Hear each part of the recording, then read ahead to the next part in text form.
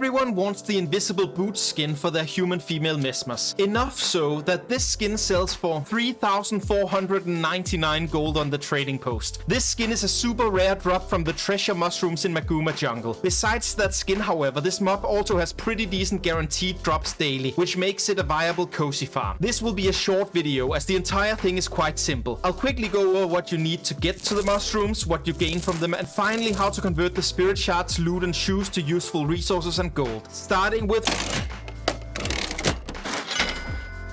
a total of 8 treasure mushrooms spawn in the 4 zones of Heart of Maguuma, as well as in Bloodstone, Fen and Draconis Mons. To reach them all, you will need access to the Heart of Thorns expansion, as well as the Living World Season 3. You will then need enough Heart of Thorns mastery points to unlock the Nulok Stealth Detection mastery to see the mushrooms. You can technically do without this by inferring from other people where the mushroom is and hitting it with AoE skills, but having the mastery makes everything a lot simpler. If you have access to End of Dragons, I also heavily suggest getting the Jade Bot upgrade that allows mobs to drop a bag of magic trophies each minute. It costs between 7 and 8 gold to grab, but pays itself off easily over the normal course of play, and you get a bunch of bags if you're pinging random mobs while waiting for the mushroom to spawn. Each mushroom has a spawn timer of 10 minutes since the last mushroom in that zone was killed, with the exception of the mushroom in Draconis Mons, which has a spawn timer of up to an hour. Adding to the exceptions, the mushrooms in Dragon's Stand will only be available after the meta successfully completes. For these reasons, my daily mushroom rotation only includes the 4 mushrooms that come from Bloodstone Fen, Verdant Brink, Auric Basins and Tangled Depths. Stand in these 4 locations and wait for it to spawn. If you're a commander, it's good karma to tag up when one spawns and to write in the map chat to let people know. Then, the generally accepted culture is that people kill them slowly with auto attacks to let as many people as possible reach it. Got all that? Good. Then let's take inventory of...